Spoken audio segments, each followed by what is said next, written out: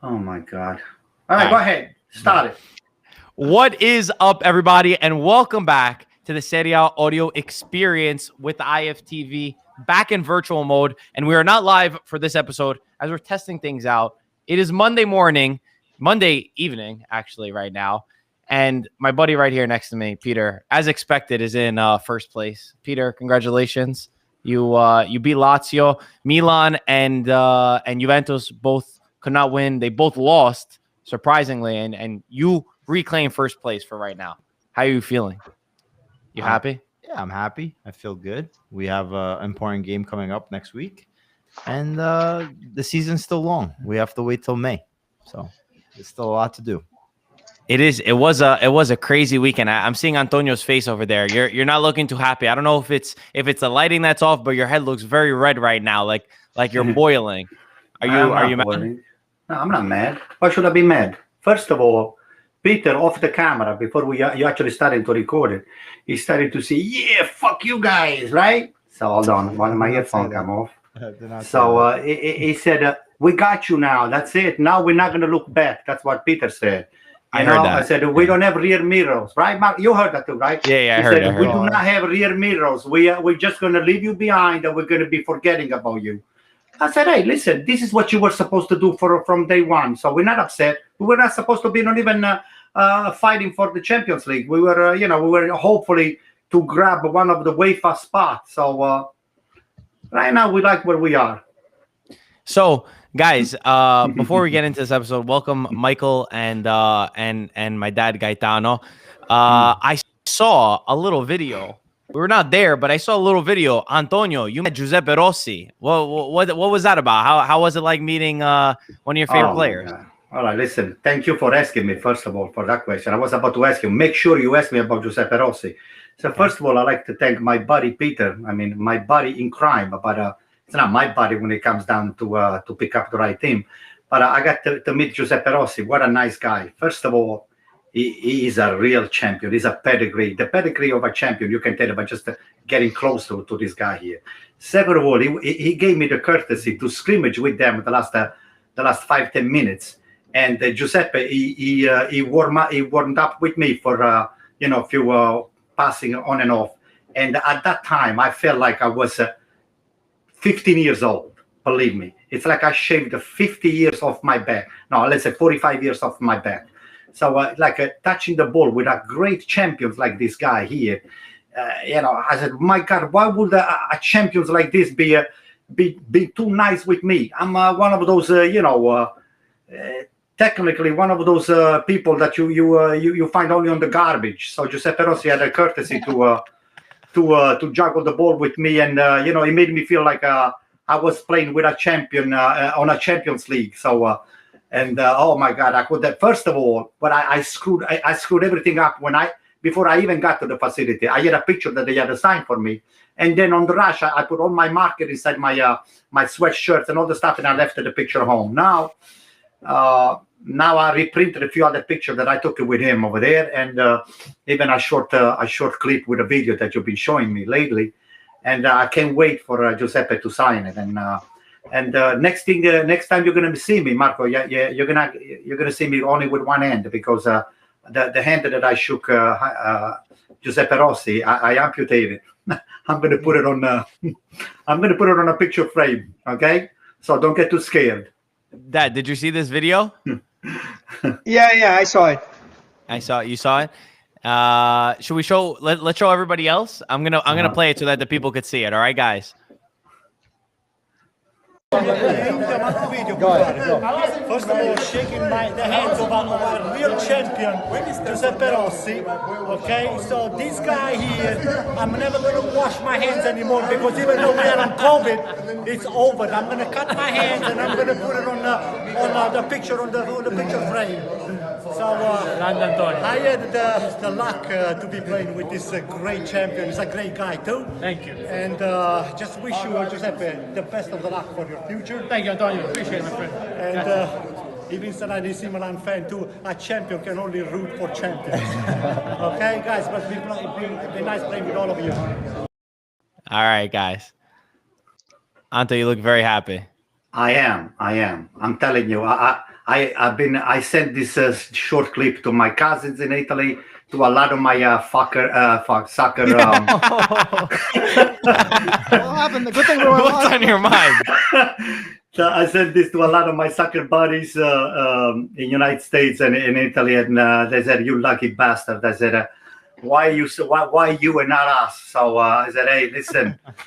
I said, from time to time, luck strikes the right people, and so I was lucky enough to meet with Giuseppe. And what a nice kid! I mean, the kid, this guy here could be my son, and you can tell he's been brought up the right way. He's a spectacular kid. Besides being a champion, he's a nice kid. Very, very down to earth. It makes you feel like you're his best friend, and it's just there is nothing wrong that I can say about Giuseppe.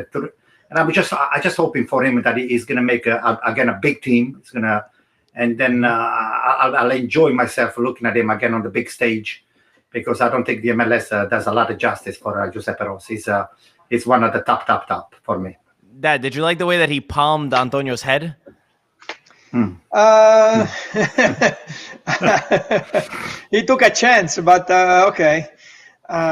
But I wanted to say a few things about Giuseppe Rossi. I also had a chance when he was coming back from an injury. We had a chance to practice a couple of times. You were there too. And what the nicest person that you want to meet. And like we had said about the great players, they are great people before they become great players. And he stopped before we started practicing. He stopped after we practiced to talk to you. I mean, down to earth, very humble, one of the nicest players that I ever met.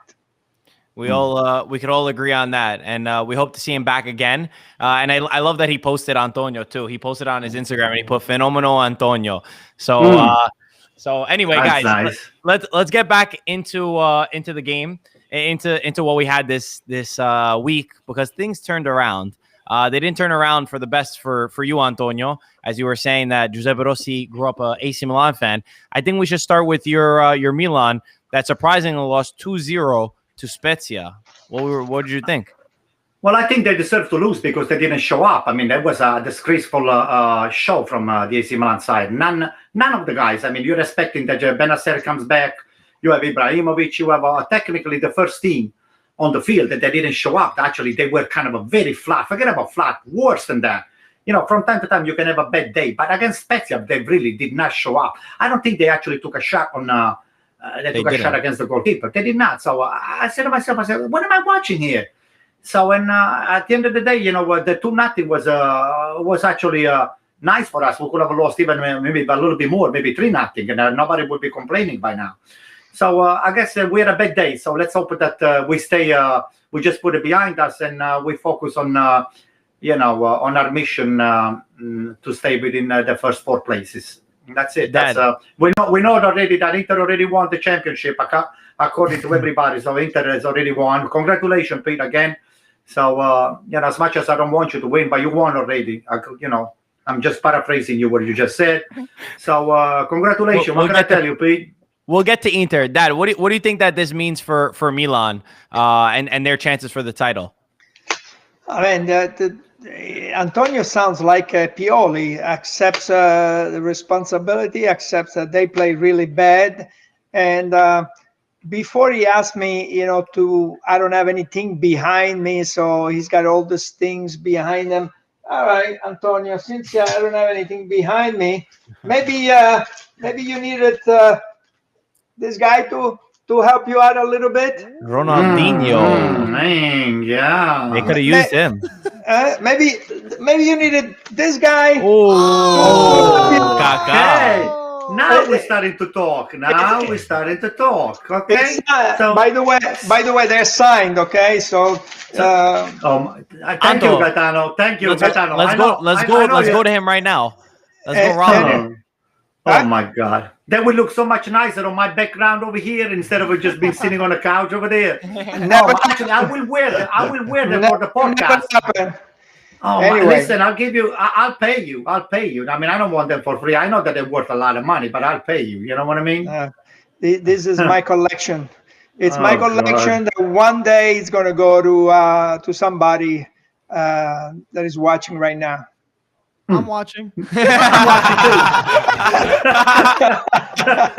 Hey, Mike, you're not gonna do anything with those ones. You're a closet Inter fan. Come on. Yeah, you're such a foolish shit. Dad, what does it mean? What do you think it means for Milan and their Scudetto race?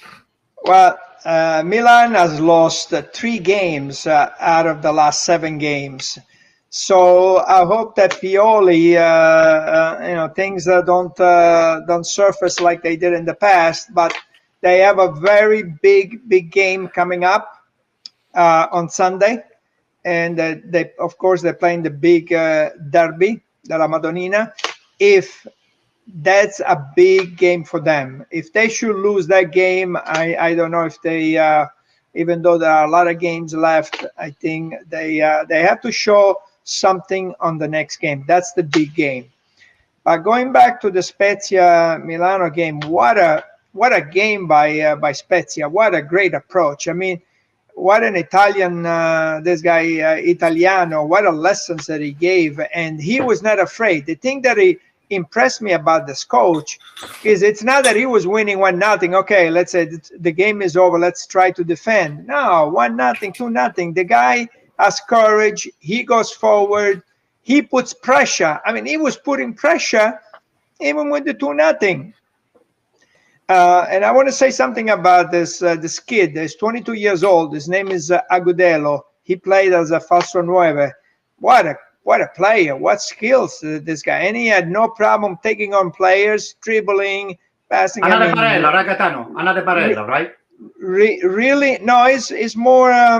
He was a falso nueve, so he started as a center forward, and then he went back 10 yards. But every time he got the ball, the kid was impressing.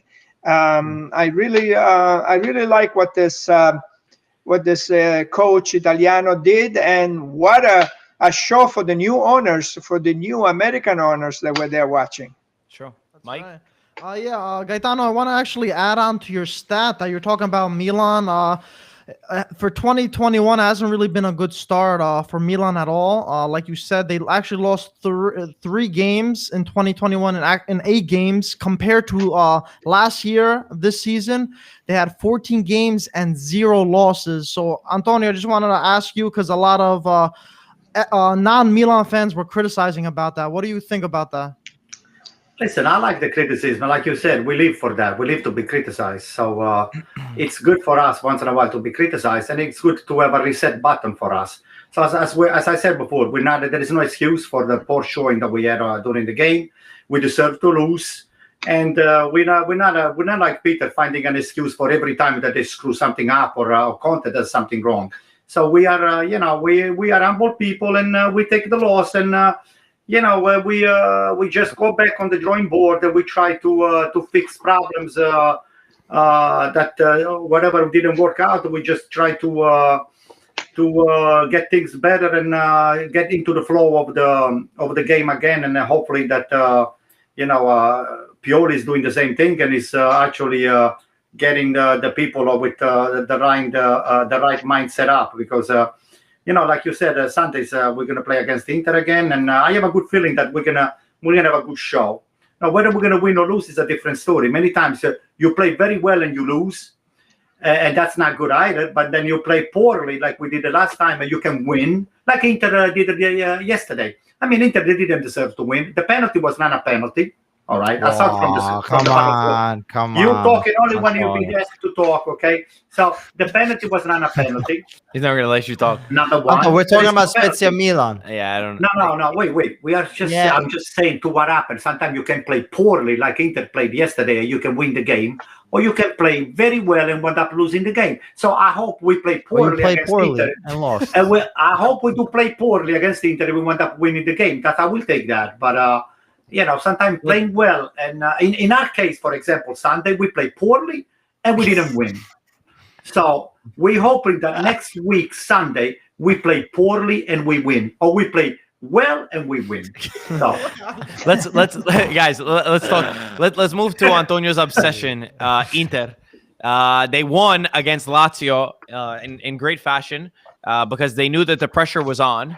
They knew that both Juventus and Milan, the team that was in front of them and the team that was behind them, both dropped points and both lost, actually. And they needed to grab the Bulls by this horn, and Lautaro Martinez finally got on the score sheet. Peter, congratulations, first place, and good win against Lazio. What are your thoughts? Listen, As expected, you're in first. thank you. As expected or not expected, the important thing is to win the game versus Lazio. Agreed. Don't look at the table, because what's going to happen is there's still another 14, 15 games left. You can win versus Lazio, you can win versus Milan, but if you slip against Spezia, you might lose some 3 points like Milan did this week. But going to serious talks. No, listen. I think the Inter Lazio game was a balanced game. I think Lazio played well. I think they deserve maybe to even attempt to get a tie, but I don't think anyone could say that Inter didn't deserve to win. They were clinical when they had the ball, and Lukaku, what a player. So just to start, first thing, penalty, 100% penalty. Everybody that has seen the VAR knows it's a penalty, and you're lying to yourself if it's not a penalty. You're lying to yourself. I didn't see it. Well, you better get some glasses. Listen, all the commentators on the TV, they didn't One see second, it. Anto. One second. Keep going, Peter. We'll ask about the penalty. All the commentators on the TV, after reviewing the VAR, saw it, and it was a penalty. Mhm. It was not. It was the trailing leg that hits Lautaro before he's about to take a shot. 100% penalty. Then another point that I would say is we see the Eriksen, Brozovic, Barella in the midfield. Like I said, one thing that we could take from that Juventus game, the 0-0, was that we can play with technically gifted players and not get scored against. And we see it again. Eriksen had a great performance, was able to move the ball quick. And you see certain times he has vision that no other midfielder on Inter has. Give me a break. And what I have to say is One second. I think Lukaku stepped up big time. Yes, Inter might be Lukaku dependent, but when the guy is on, he knows how to turn this team around. And Lautaro, he had a better game. I think you're just sour, Antonio, because you're not in first place. I know. Oh, right? I think you're full of shit. You're just talking too much. You're full of BS. Finish. Keep going. Finish. Anyway, Lautaro is still young. He might be streaky at times, but a lot of strikers are streaky. And he needs to be more clinical in front of goal. But you see, even yesterday in the Lazio game, the movement that he made, everything was right. Even the vision to make a certain passes, it's just about connecting. And I think maybe next year, everything is going to kind of come into place similar to the Matrix, right? All of a sudden, he sees everything clearly, right? Matrix. Wow. The Matrix reloaded. The Matrix reloaded. Listen, let me give you my 50 cents of what is worth from my opinion, okay? Even Mike will be able to score 10 goals against Parolo. Parolo is not a defender. They put Parolo on Lukaku. You got to be kidding me. I think Inzaghi must have...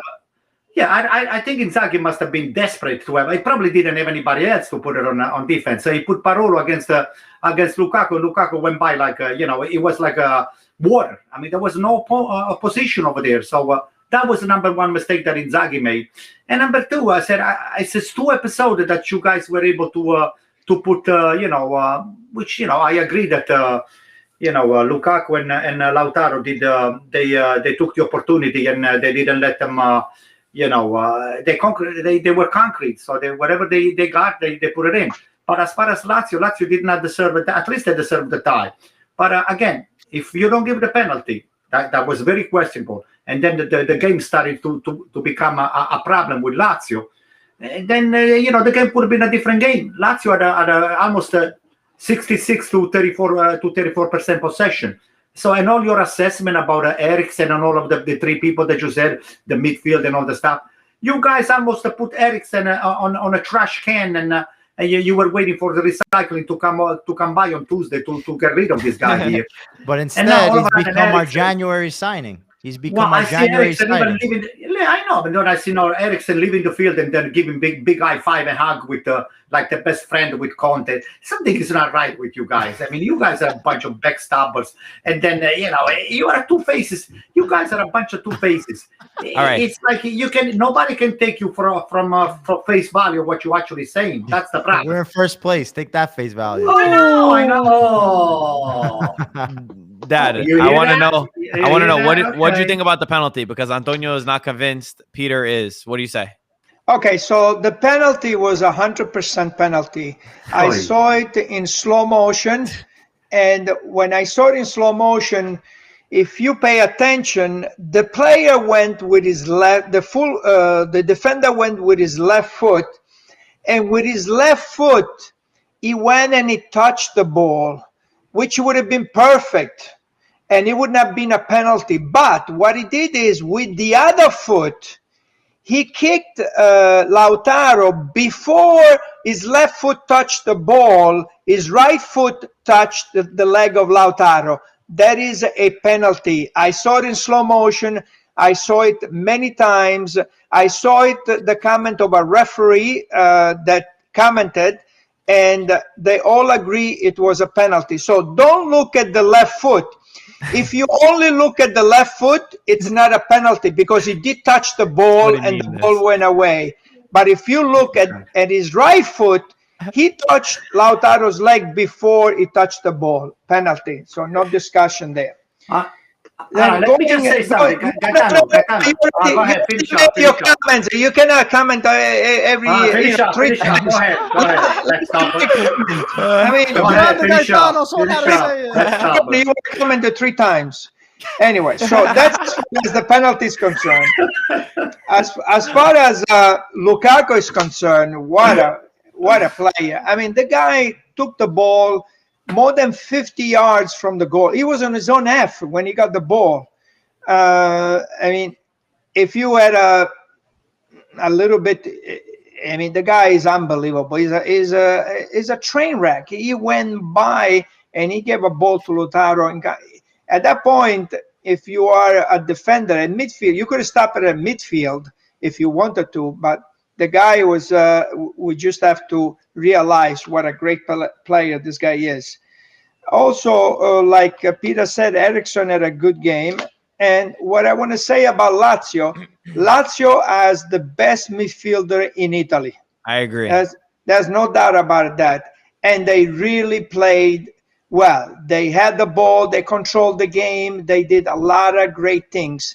But you also have to finish. And Ciro Immobile did not have a good game. And, some of their forwards did not have a good game. And you cannot win a game if you don't score. So on the counterattack, Inter was, they are so fast and they're so quick.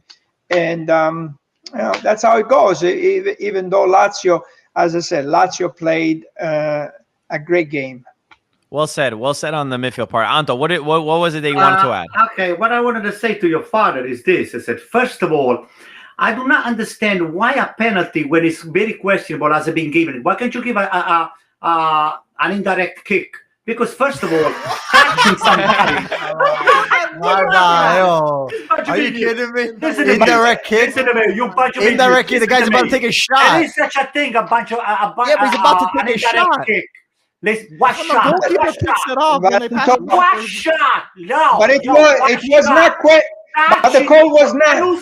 Wait, yo, the call was not quite. You said questionable. The call was not questionable. You could see that the leg, he hit his leg. So and the guy went down. I didn't see hitting the leg. Touching doesn't mean hitting. I didn't see hitting. Show it to me. Don't look at it. Listen. Here's what I'm saying. Maybe Marco can show, Mike or Mike can show you. Listen, okay, can we agree to disagree? So I do not have to agree with you. So here's my point. Okay, here's my point. Who's saying that touching slightly somebody is guilty of a penalty? Number one. Number two, who's telling you that it was not what's his name? Who got leveled over there? I don't even remember. I mean, who's telling you that it was not Lautaro touching the other guy? What are you laughing Come at? on. Tell You me, missed mate. your calling, Tell Antonio. me. You missed your No, calling. tell me. You Oh, should have a lawyer. that's why you have a VAR. Because the referee sometimes he cannot see it. That's why you have a VAR. You went to the VAR and you could And see the VAR it. didn't show anything. He didn't show me anything. I didn't see the kick on the back leg. I didn't see it. I didn't see it. I just Go look at it again. I saw the back leg slightly like this. Is that a penalty? Is that a penalty? He tickled him. I don't know. Anton, he tickled him, right? If I touch your shirt like that, if I touch your shirt, is that a penalty? Tell me. Just because I touched you? Just because I touched you. If you touch me, it's a penalty. He ran into Am I right him, or wrong? That's what you guys are saying. He touched the other person. This is a total disgrace. Anton, are you crazy? Okay, go look at it. Go look at it again. Because apparently you didn't look at it. Everybody is being given too many easy penalties over here, especially when it comes down to Milan. Listen to me. Listen, let it be a very clean-cut penalty. Listen, I heard your buddy, Pippo Inzaghi. Okay, that's his brother, Steam, and he said it was a penalty. Pippo Inzaghi said it was a penalty, and the coach of Lazio is his brother. So listen to me. What are you talking about? Go look at it. Go look at it because you didn't see it. I saw it 20 times. Okay. Speaking about penalty kicks, let's talk about Juventus's loss to Napoli, which ended with a penalty kick. 1-0. Lorenzo Insigne from the spot converted it this time, as there was question marks before the game. He said, I'm not going to tell you if I'm going to take the penalty kick. You'll see, and we'll determine once we play the match. For this big loss for Juventus. And I think that obviously Napoli, the only real chance they had was the penalty kick, and Juventus were attacking. Juventus, tried to play that forward goal. And I think we're seeing how important Chiesa has been. I think Chiesa was one of the big bright spots for Juventus in this game. But I think it's normal that you're going to have these games. I mean, you put an animal against the wall, you put it in a corner, and sometimes it's going to, it becomes dangerous. Everyone was saying that Napoli, this was their last game. This is Gattuso's last game. And you could even see after the match, the Napoli players, what it meant to embrace Gattuso and that they were really playing and fighting for him. Every single player sacrificed their body to run up and down. I mean, Lozano was incredible. So I think that Napoli, well done from the team to sacrifice and do this. For Juventus on the other side, listen, there's so many games, week after week. It's a weird season. And I think some Juventus fans have been, they have in their mind that every game is going to be easy. It's not the same season as the past 9 years or 8-9 years, whatever it's been, that you're going to always win. There's seasons that everything is so balanced and the teams are really good at each other that you're going to have slip-ups, and I think it's pretty normal. Yes, that doesn't justify. That's not saying, oh, okay, you're making an excuse for losing. No, I think Napoli did a good job defensively. They played the game that they had to play. They didn't play beautiful. Juventus, of course, they were trying to attack. They were trying to create chances. I think certain players could have done better. And again, I just see, I think that there is more of a need for Juventus, of course, to be more consistent and to do things better. But I think it's also at the same effect that this season is just super, super competitive. And any team can pull something out, just like Spezia, just like other teams. And we're going to see mishaps. Just because you see Juventus this week doesn't mean you're not going to see Milan the next week or Inter the next week. The three at the top are tight, as are the rest of the teams. Dad, what was your perspective on the match? You have any? Oh, sure I have. What's the matter with you? So where was this guy? Oh, brother. But why is not signed, that one, Gaetano? Don't worry about it. It's going to be signed soon. I don't want it. Well, what about this one? This is the whole team right here from about 2 years ago. Maybe we needed some of these players to be on the Juventus. This is the whole Juventus team signed shirt. Boy, okay. Nice. I don't want that either. So Juventus, they had a lot of chances on the second half. I mean, Ronaldo had a chance, Morata had a chance, Chiesa had a chance, but you got to put the ball in. Cuadrado went out at the end of the first half. I think he had some muscle issues and is probably not going to play in the Champions League. As far as Chiellini, there was a penalty. I'm surprised by Chiellini because the ball was high into the area and the goalkeeper was going to catch the ball. So there is no reason why to have your arm so out and to hit the guy in the face. I'm disappointed at him. Chiesa, yes, he tries very hard, but on that foul, which he stopped running, I was disappointed. You do not stop running. Okay, the guy tried to grab your shirt. They tried to grab your arm for the first, I think, the first 1 or 2 yards. But you still had possession of the ball. You still were going forward. You beat the guy, and then he stops. And that it should have been a foul, though. It wasn't called a foul. It was not called a foul, but he had possession of the ball, and he was going forward. The thing that bothered me is that he stopped running. Why do you stop running? The thing that bothered me is that the referee didn't call the foul after he won. But wait until the referee calls the ball. The reason why the referee did not call the foul is because he stopped running. I mean, I saw it and I heard the comment from one of the referees, Serie A referee, and he was saying, why did he stop running? He still had the ball in his possession. If you look at it again, yes, it was a foul at the beginning. Okay, if he would have stopped at the beginning of the action when the guy grabbed him, it would have been a foul. But he continued going, and he was in front of the player, and then he stopped. So he's he's playing in a big team. I think he still got he has to learn a few more things. Napoli, what you said about Napoli, that was beautiful. That all the players after the game, they all went and hugged Gattuso, and that was a very nice thing to see. You could see that the locker room is with Gattuso, and he said it also in the after the game. He goes, if I didn't have even if 10% of the locker room was not with me, he goes, I will leave.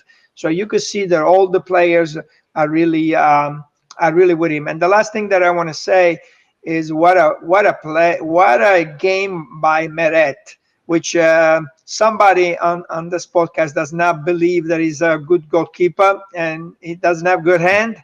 Man, this guy, and he was not supposed to play. He was supposed to, Ospina got hurt 20 minutes in the warm-up. And he just to call him in the last second and say, okay, get in a goal. In a big game like Juventus, the guy came big. And I'm happy for this, for Meret. Well said. Michael, your boy Manolas was out, but it gave the opportunity for Rahmani. And I think it was actually maybe the best center back performance I saw from Napoli all season, to be honest with you. Thoughts on the match? Well, Rahmani and Maksimovic, they both started over their regular started center backs. And Rahmani, a lot of people tend to forget, but Rahmani last season with Verona, he was probably arguably one of the best playing center backs that season, and that's why a reason why Verona was doing so amazing in that 3-man back line. So it was really refreshing for him to get minutes, especially with Maksimovic, who is a solid backup, even though it doesn't get the recognition he believes. And Koulibaly and Manolas still going to be out for a little bit, so it's nice to see them be starting and getting more appreciation. But overall, I feel like this game was very strange because Napoli, yes, they got the win, but they were so sloppy. I feel like this win kind of hid under the rug all the bad place balls that they send. These passes were really bad. A few mistakes in midfield and stuff like that. But it seemed like Juve were just on a bad day and really couldn't capitalize on their chances. If Juve were Juve any other day, I feel like they could have put 2, even 3 past them. Because Napoli, to me, other than they hustled and stuff, but they made a lot of defensive and errors in the midfield and stuff like that. I'm happy Napoli won for Gattuso's sake and stuff like that, and it makes this race even crazier. I think from the first to 7th place, there's only a separation of 8 or 10 points. 10 points, which is crazy. Light years ahead of any other competition for the rest of the top 5 leagues. So we've been saying for a while now, this season in Serie A, it's been like no other. Since the past 10 or 15 years. So it's so amazing to see. And hopefully this buys more time. hopefully to the end of the season for Rino Gattuso, and we want to see Napoli on the right path again. Peter? I was just going to say, I mean, like you said it, Juventus, if you look at the stats, they deserve to win this game. But I think what was nice to see was the Napoli team come together, and it was a battle, right, for them. And they pretty much used every last drop of blood, sweat, whatever it was to be able to keep this win at 1-0. That being said, Napoli is really hard to understand. I mean, if the locker room is behind Gattuso, what's wrong with this Napoli? Because they have some good players. I understand this game there was a lot of injuries and they've had some injury struggles. But why aren't they gelling? Why are they started off well? Why all of a sudden this hump? Why all of a sudden these problems? I don't know if Antonio Gaetano has any maybe suggestion or thoughts about it. But there was some of the outside noise between De Laurentiis and Gattuso. But even as far as play is concerned, if this Napoli team feels like it's very, very hard to pedal, right? It's like they need some WD-40 or something. Or Spalletti. Anto, after the match, we heard Pirlo say it was a questionable penalty. Some incidents are treated differently when against Juventus because everybody likes to talk about us. What were your thoughts on the penalty kick? I agree. I'll tell you the reasons why. Tell us. First of all, I wanted to know from all of you whether you actually understand.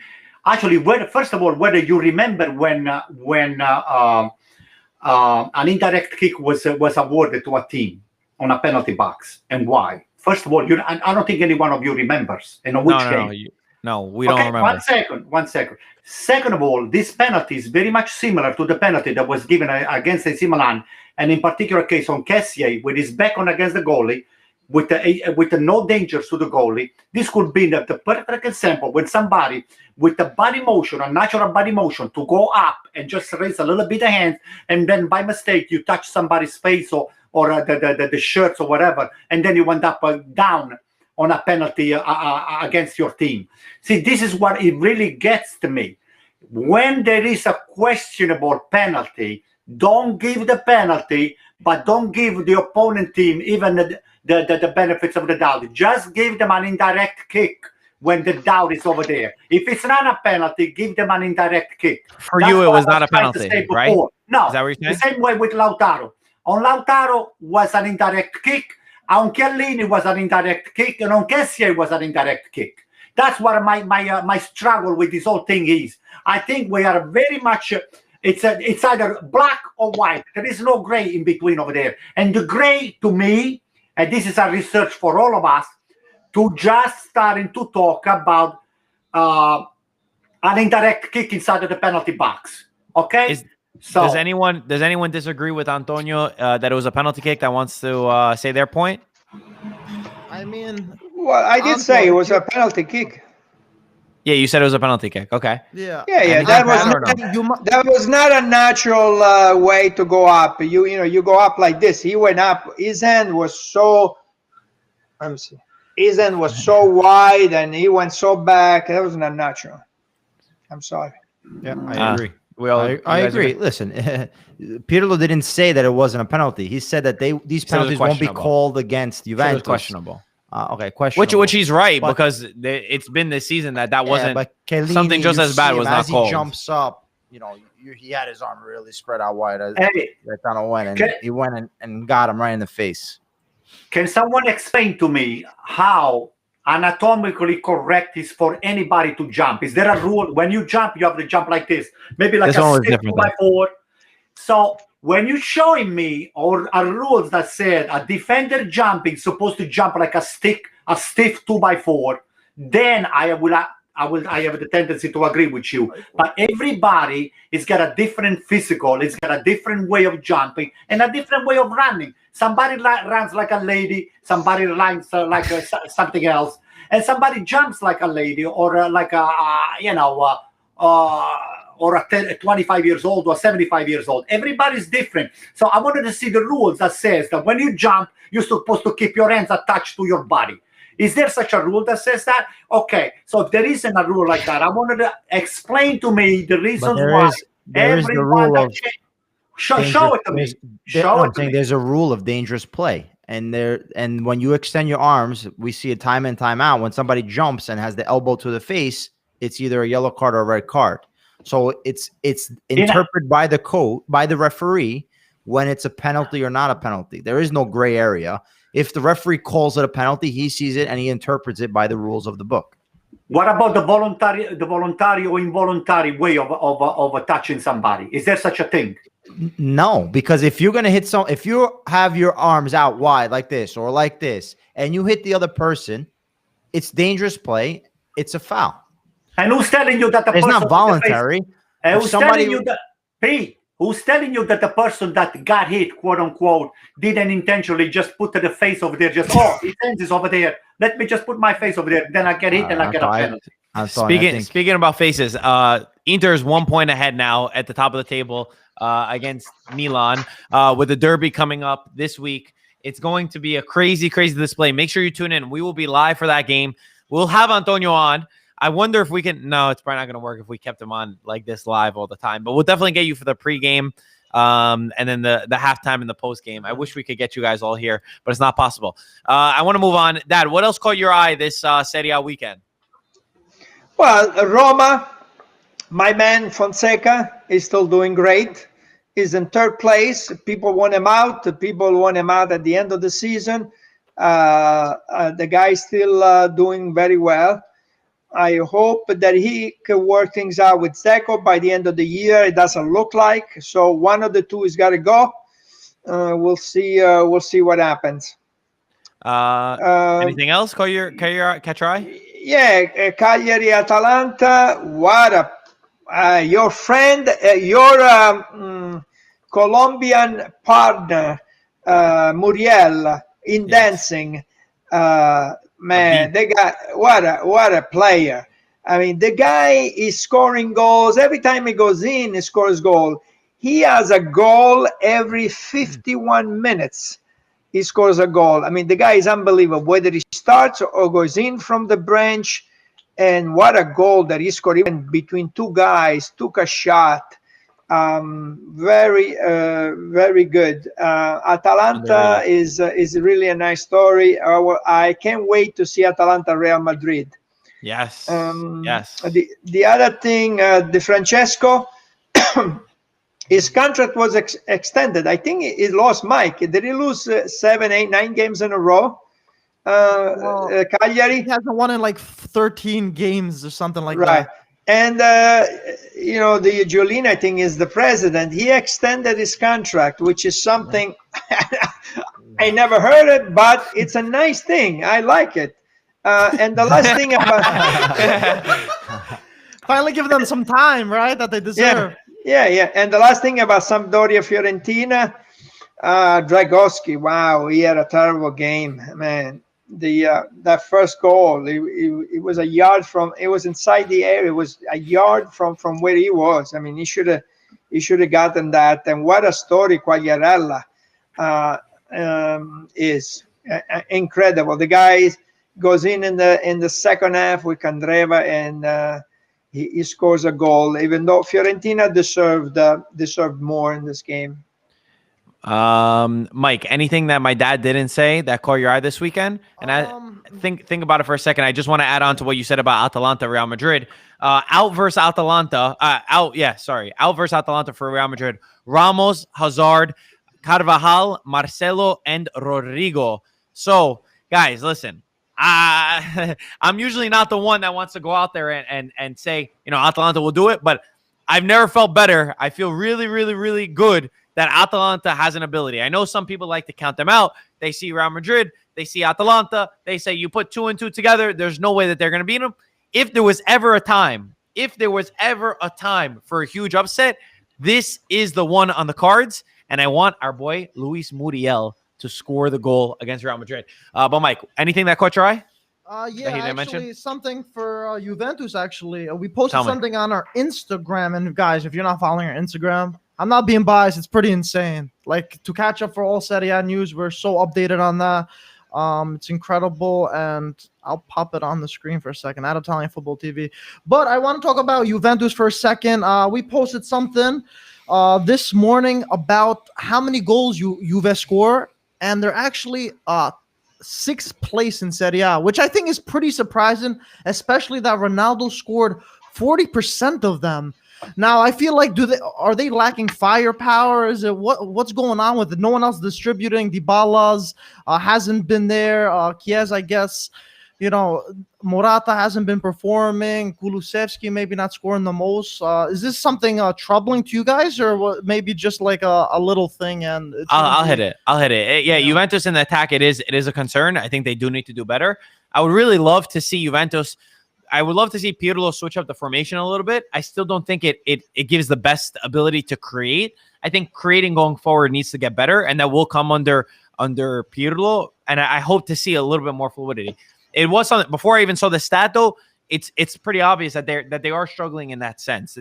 Of course, there's certain games that you never score and the ball doesn't want to go in the back of the net, but they need to create more, and they need to get themselves into better opportunities that are not just flimsy ones. So yes, absolutely. Yeah, Anto. Marco, what I was saying is a great comment, but one thing has been missing. All of you guys, you gave up on Napoli last week. You all thought that Juventus was going to win over there, and I was one of the few, maybe the only one that says I can see a Napoli winning, or at the worst a tie. So Gattuso is a fighter. I mean, by the luck of the draw, he wound up winning the game. Aside from the penalty, which I did not agree was a penalty, but from time to time, you never, like you said before, is that a small team that can take big upset like the Spezia did with AC Milan. Not a Napoli, it's a small team, but all of these big rumors that they definitely didn't help the environment. Everybody looking down on Gattuso. Maybe it's going to be the last game, or maybe the last 5 minutes, the last 10 minutes. So Gattuso is still in. And I think he's going to be Napoli's coach even for next year, because if you don't have the team behind you, you can have De Laurentiis being the owner and cutting the check for you. But if the tifosi they're not happy with the ownership, they're going to let the ownership know. And I have a good feeling that Gattuso is going to stay for next year too. Now, when it comes down to Atalanta did not deserve the game. They did not deserve to win the game against Cagliari yesterday. But nevertheless, they won because of Muriel, like you said, your best friend over there. But, it was on the 90th minute, and I saw Di Francesco was pissed when he left. He actually went straight into the locker room after the referee took he blew the whistle. And, believe it or not, it was a penalty given to them. And for some reason, the penalty was taken away. That's another discussion we should have. Why was not a penalty? This was more of a penalty than a penalty given to it wasn't a penalty. No. All right. It was not a penalty. Okay. So we are deciding the fate of the teams, basically what we think is right, or what the referee should have said, or the ref should have said, or the bar should have said. But take it away from anything. I just to finish up, what I wanted to say is I hope Atalanta beats Real Madrid, because they have the tools and they have the talents to do it. So nothing. On that Atalanta Cagliari, the referee did say it was a penalty. Yeah. But the VAR, when you go and look at it, the player De Roon versus Rugani. Okay, Rugani. But De Roon, he put his foot in front and he got the ball. As he was getting the ball, the guy kicked him from behind. So it was not a penalty. Yes. But the referee, when you see it live, it's a penalty. There's no reason. But when you see it again, De Roon did anticipate, and he did get the ball away from Rugani, and then Rugani kicked him. I agree. But that's what I think happened to the Inter game. So the guy put it in front, the foot in front of Lautaro, got the ball, and then what happened? He got the ball first. Hello. No, it's not the same. All right. Anyway, Peter, anything catch your eye this weekend? No, I mean, we obviously talk about the top half of the table, and we should, rightfully so. It's interesting, as Mike said, from 1 to 7. Right, there used to be a saying in Italy, le sette sorellastre, right? So the 7 stepsisters. So it's great to see. Or sorelle, I don't know what did they say. Stepsisters? 7 sisters. No, or sisters. Yeah, which one was it? Sisters, maybe. They don't even answer. But anyway, the top 7 is nice to see. They're only 10 points away, so everyone's still in the hunt, whether it be for Champions League or even the Scudetto. But looking at the bottom half of the table, I mean, Cagliari and Parma. Parma were two teams that last year they looked very, very good, and now they're just dismal. They can't score. They can't do anything right. So Parma, especially new American owners, you think, okay, there's going to be some, money being put in. Well, they try did to buy a lot of players though. in January. In the summer, they try to keep this young team, and they didn't really get enough players that they should have, and it looks like it's about to backfire because the gap from where they're at to out of relegation zone is getting bigger and bigger every round. Would be sad too. So yeah, it's sad because Parma is a great city, great team. With a history of some really good players playing there, and you see the teams like Spezia, Benevento were able to put something together and have a good season and beat and play, not even just beat. Play against the Milan, who's competing for the Scudetto. So, speaking about American owners, the last thing I'll say, and if anybody has anything else before we conclude, let me know. Against the top 6 teams, this was from yesterday, so obviously it's not updated. But Spezia, 7 points versus the top 6 teams, 3 points from Roma against the top 6 teams. Just to show a little bit, and I think Italiano.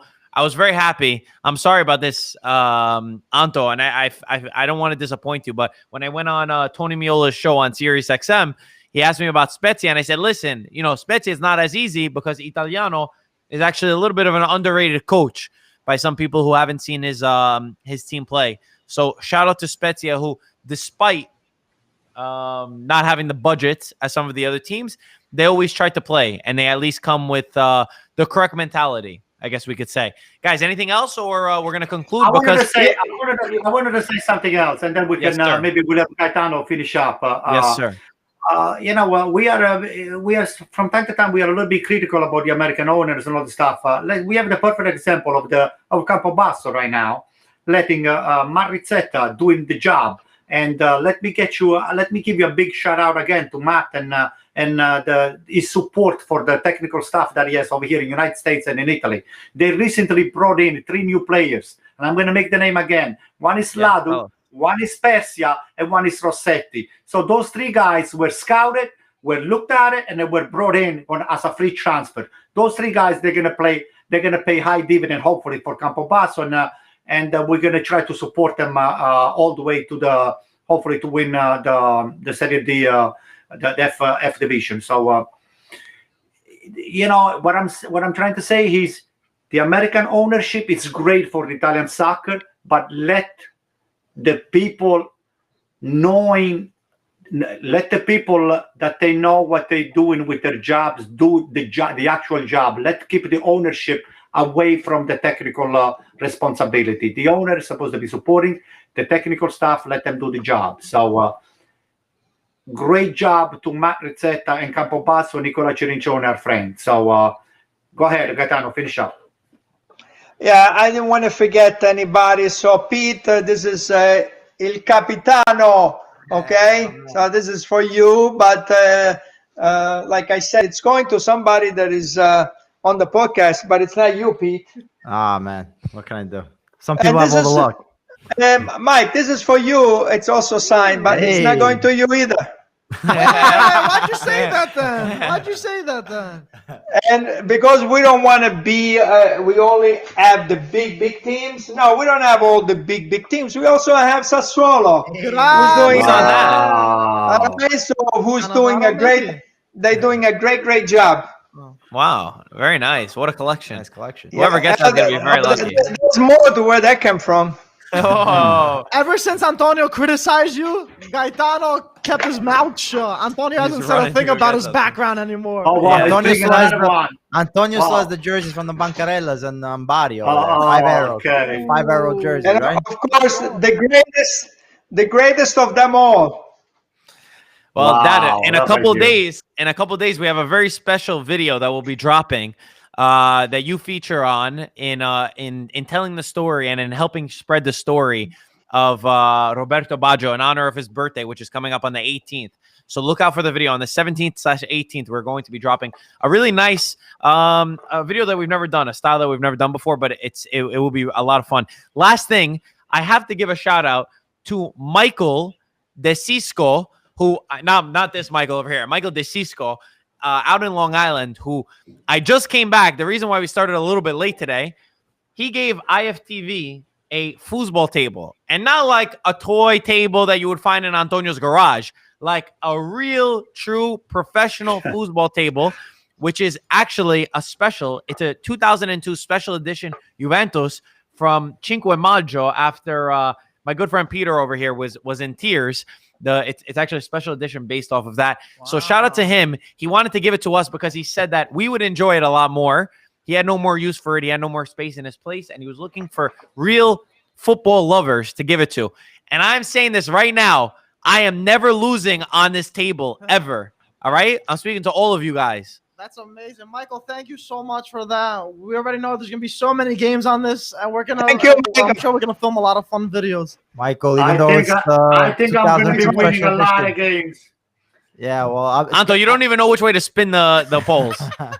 We're going to figure that out when we play. Let's see. We're going to see it. And we're going to record live who's going to kick the ass of who. Okay? Okay, fair enough. Fair enough. Right. I was just gonna say I'm gonna enjoy beating a Juventino on the Juventus stage. Well, you know what's funny? What's funny is when he goes, "Is Inter?" He goes, "Is Peter there?" I was like, "Yeah, he's gonna be there." He goes, "Does Peter remember where he was on Cinque Maggio?" I was like, "Actually, he was just telling me the story." Yeah. It was okay. I want to see him as he plays on the table. It'll be a lot of fun. Antonio, he sends a special love to you, by the way. He said even though he's a Juventus fan, he loves you, Antonio, and he said we got to make sure that we all beat Peter with this table. So that's the main point. Tell him to come to Brooklyn. We'll have him doing a tournament with us, and we'll do the podcast after the tournament. And we'll everybody's going to beat on Peter. Don't worry. If we don't beat him over there with the foosball, I have a big baseball stick. I'm going to just beat him on his head like that. Brooklyn style for Antonio. Yeah. Origins. All right, guys. So get ready for that. Hopefully, we'll have some content real soon with that. Hey, can we do the prediction? What happened? What's going to happen Sunday? Come on, let's go with the prediction. Okay. What do you think is going to happen, Antonio, Sunday? Well, I think it's AC Milan. I think it's going to be a tie game, or AC Milan is going to win. A tie at the worst, but we win in the game. Okay, Peter. Inter will win. Michael? Inter 2-1. Inter will win 2-1. Dad, close it out. Yeah, it's going to be a tie. Okay. You guys heard it here first. Guys, as always, thank you guys so much for watching. I feel like Antonio wants to add something, but we'll save that for the live stream. Hold that thought, Antonio. As always, thank you for watching. We'll talk to you soon. Ciao, guys.